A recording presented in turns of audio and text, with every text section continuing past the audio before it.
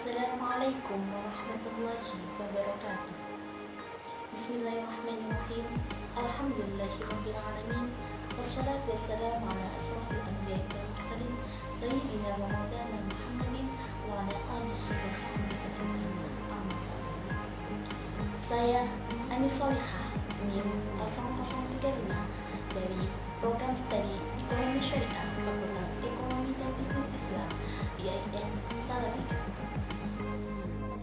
Pada kesempatan kali ini, saya akan membahas tentang studi kasus sengketa dagang Indonesia dengan negara luar OKI.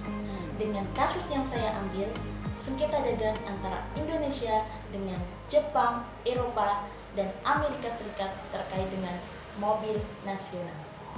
Baiklah, mari kita simak bersama-sama.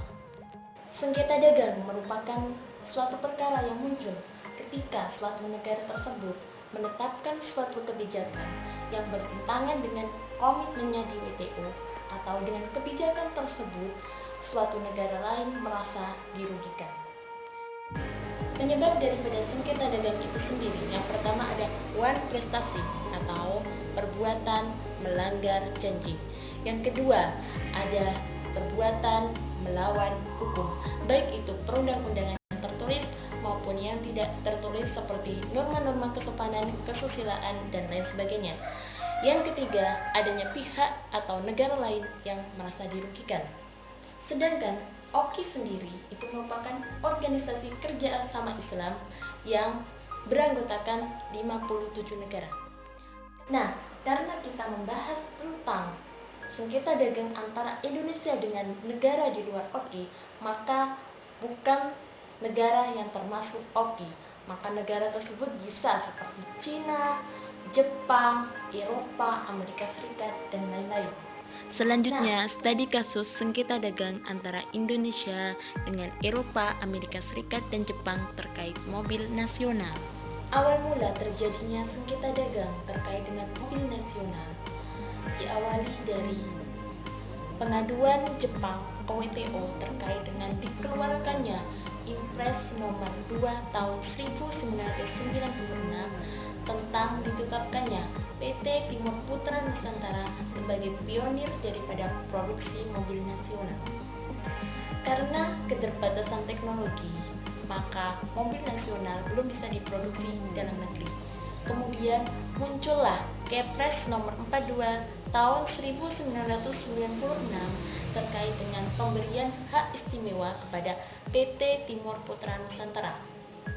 Hak tersebut meliputi pembebasan pajak terkait barang mewah dan bea masuk barang impor.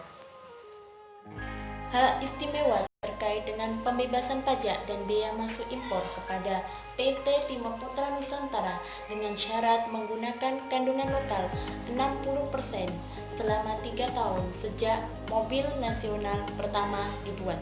Jika persyaratan tersebut tidak dipenuhi oleh PT Timur Putra Nusantara, maka PT Timur Putra Nusantara harus menanggung beban pajak barang mewah dan bea masuk impor. Dengan hak istimewa tersebut, beberapa negara produsen mobil yang menguasai pasar Indonesia seperti Jepang, Amerika Serikat, dan Eropa merasa dirugikan. Oleh karena itu, pada tanggal 4 Oktober 1996, pemerintah Jepang melalui Kementerian Industri dan Perdagangan Internasional melaporkan Indonesia ke WTO yang didasarkan pada Pasal 2 Ayat 1 Peraturan GATT. Dan pengajuan atas kasus tersebut diikuti oleh Eropa dan Amerika Serikat. Dari pengajuan panel dari ketiga negara tersebut akhirnya bisa diputuskan dan dicapai pada tanggal 2 Juni 1998. Keputusan tersebut menyatakan bahwasannya Indonesia telah melanggar prinsip-prinsip GATT. Maka WTO memutuskan bahwasannya Indonesia harus mencabut subsidi dan segala kemudahan yang diberikan kepada PT Timur Putra Nusantara selaku produsen mobil nasional. Pada awalnya, Indonesia tidak langsung memberikan tanggapan positif dan sikap. Namun, pada akhirnya, rekomendasi WTO dijalankan dengan mengeluarkan beberapa peraturan yang mencabut tentang peraturan terdahulu terkait dengan mobil nasional. Selanjutnya saya akan menampilkan video terbaru tentang sengketa dagang antara Indonesia dengan Uni Eropa. Bisa Indonesia siap mengajukan gugatan atas kebijakan diskriminatif Uni Eropa terhadap minyak sawit Indonesia ke Organisasi Perdagangan Dunia atau WTO pada 14 Januari mendatang. Kementerian Perdagangan akan merampungkan daftar pertanyaan ke WTO paling lambat hari Jumat 10 Januari 2020. Wakil Menteri Perdagangan Jerry Sambuaga mengatakan gugatan Indonesia ke WTO murni karena kebijakan Uni Eropa yang memblokade minyak sawit Indonesia diskriminatif dan bertentangan dengan kesepakatan perdagangan bebas. Untuk memperkuat argumentasi atau klaim Indonesia di forum sengketa WTO, Indonesia juga telah mengajukan permintaan konsultasi dan klarifikasi kepada Uni Eropa pada 28 hingga 30 Januari 2020. Jadwal konsultasi dan klarifikasi ini akan beriringan dengan konsultasi terkait dengan gugatan Uni Eropa atas kebijakan ekspor mineral dan batubara Indonesia. Meski dilakukan beriringan, Wakil Menteri Perdagangan memastikan usulan waktu konsultasi ini bukan merupakan respons reaktif atau retaliasi terhadap gugatan Uni Eropa atas kebijakan ekspor raw material Indonesia.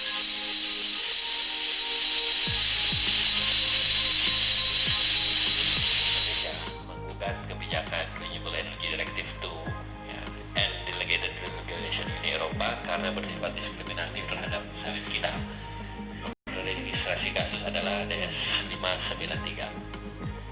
Kemudian Indonesia telah mengajukan permintaan konsultasi kepada Uni Eropa untuk akhir bulan Januari 2019. Tujuan konsultasi dengan Uni Eropa adalah untuk mendapatkan klarifikasi dan fakta lebih komprehensif dalam rangka memperkuat klaim atau argumentasi Indonesia di dalam forum sengketa WTO. Cukup sekian dari saya, kurang lebihnya saya mohon maaf. Semoga kita semua selalu dalam lindungan Allah Subhanahu wa taala. Amin amin ya rabbal alamin. Ingat untuk selalu jaga kebersihan, utamakan kesehatan. Wabillahi taufik wal hidayah. Wassalamualaikum warahmatullahi wabarakatuh.